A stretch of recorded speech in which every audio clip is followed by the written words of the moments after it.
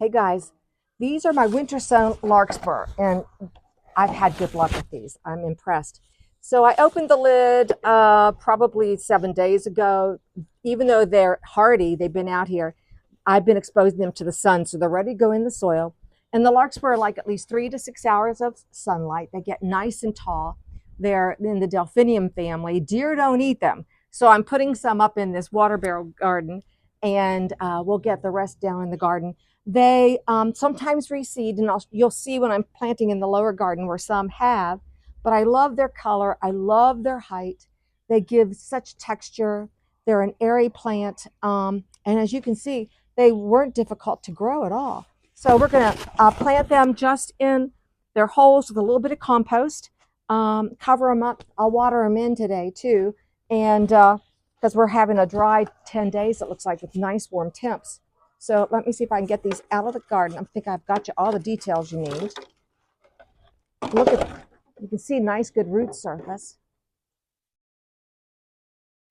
Ta-da. So I'm going to come down here, separate them out, hopefully, without doing a lot of damage.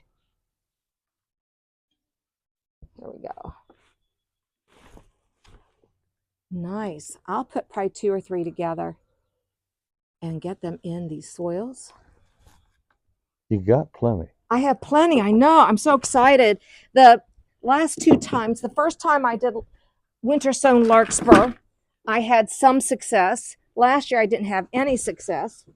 And this year, you know, it was coldest winter. It's had 3 feet of snow on it. We've had nothing but rain.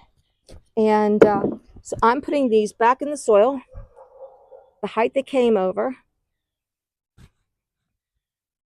I know it's better to do this on a cloudy day, but darn it, I want it done. And that's how easy it is. So I've got these that I'm going to put in these holes up here. I love, love, love adding things. That clump will go there. And what's nice, these daffodils, once their foliage dies back, these will give you a lot of foliage and color.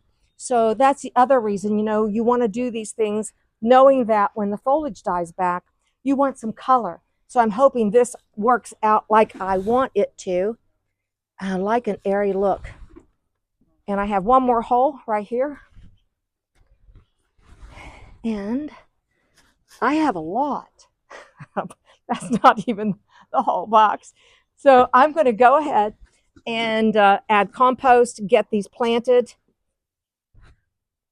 And I will meet you down in the garden. Hey, you know, as we're coming down the steps, the Caryopteris, I think I mentioned we're going to prune it back. I've tree formed my Caryopteris. It's so pretty. It's got a purpley lilac color, but you don't start pruning your Caryopteris back until you start seeing some leaf on your Caryopteris. And so you want to go down. I'm going to prune this kind of hard to a really nice healthy leaf showing. And you can clean out some of this if you want. But I'm trying to keep it as contained, and like I said, a tree shape. So we'll get in here. And you don't, again, one thing I like about doing this is that it shows you where to cut. What do you mean it shows you where? Well, wherever the strongest leaf coming out. For example, right down, that's not good for you. Can you get in there? It's kind of woolly. But when I look in here, you can see leaf buds coming out. You don't have to be this picky, but it helps to just cut above. And this grows great. I love this plant. And I have a picture I'll put up of, gosh, the number of bees. That's what's so fun. And what I like about the Caryopteris, it doesn't start blooming until late summer into fall, and it's full of bloom. It's carefree.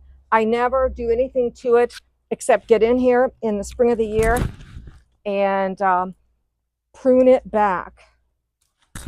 And this is as easy as it gets. I say this all the time. Yeah, it looks brutal. It looks drastic. Yeah, but otherwise it hits you in the face.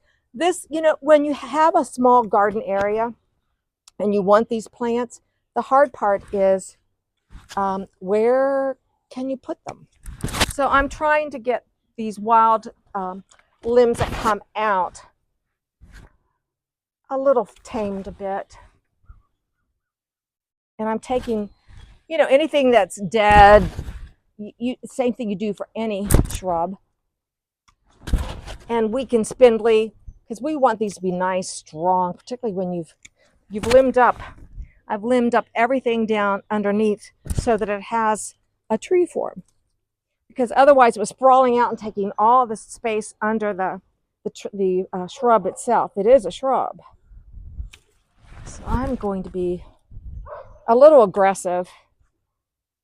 It's kind of like a haircut. You can go get it cut and you think your hairdresser cut too much off, but it grows back. I'm hoping this grows. I know this will grow back. In my case, maybe not. Yeah, unfortunately, maybe not for every man out there. But you can already see how much better this looks. And all these little, they'll just decompose right there. But I love getting in here and cutting this back. So I'm going to go ahead. I'll finish this up and then I'm going to do a walkthrough at the end today because I want to get down and get more of my Larkspur planted. This is fun, but not as fun as planting Larkspur. I'll see you down in the farther garden. In the farther garden, yeah. Say that again. The farther garden. Down the lower garden. How about that? The lower garden. There So before I finish the Larkspur, I want to show you, we were out shopping, not for plants, but I found this. This is the Columbine Aquilegia Swan Violet and White. Yeah, hold that so we can see how beautiful that flower is. Beautiful from the front and the back. Gorgeous front, gorgeous back. And I hope this reseeds. I have some new buds here. They're good to zone 3 through, I think it's 3 through 8. Yeah, they're really hardy. 3 to 6 hours of sun and late spring and summer. So I'm going to add just a little compost. I have Columbine throughout that reseed, and I'm hoping this one reseeds because they're not as pretty as this one. But well, that's gorgeous. I agree. So I always pick a spot. I was down here earlier walking around. I want to see it from where I sit, always. So a little bit of compost. And let's see what it's, oh good, that came out nice. It has roots, it's not root bound, that's for sure. And I'm going to put it in at the same height it comes out of the pot. I want to see how pretty it is. And then we just pack it in around there. I've been waiting to put this one in. We've just had winter weather up until today. I mean, we've had 3 frosts. The temperatures haven't been above 40. And before I left the nursery down at Freed's, the woman behind the counter, she said, now, take care of these babies like we have, because it's been in a nursery. So I said, I will not plant this out until the weather is good. You know, because I didn't keep it inside. It's been outside, but in a protected area. So it's definitely hardened off from where it was first planted in the nursery. Let's get it watered in. I've held off watering it because I've said this a lot of times. I don't like to have everything wet before I put it in the ground because then the supporting soil around the roots tends to fall off, and I don't want that. Oh, a nice worm. Yay. Must have come from the compost. Okay, so that's in the ground. Yippee. I'll make a tag for it. And so what we're going to do now is finish putting out my Larkspur. And the other thing I've done this morning, here's a Larkspur that I transplanted in the fall. I came in and well, we found that one. We found it, yeah. And we have the other one too. But my hosta leaves were, it was still growing fine. I mean, it's even better than the one that's not covered by hosta leaves. And, but I gave it a little more space by cutting back the hosta leaves. Here's one that's come back from seed. So they do reseed, but I want them dotted everywhere. So I have holes everywhere. to have those beautiful spires in the garden.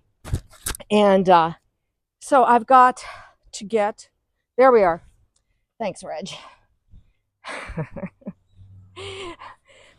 So you know how easy it is.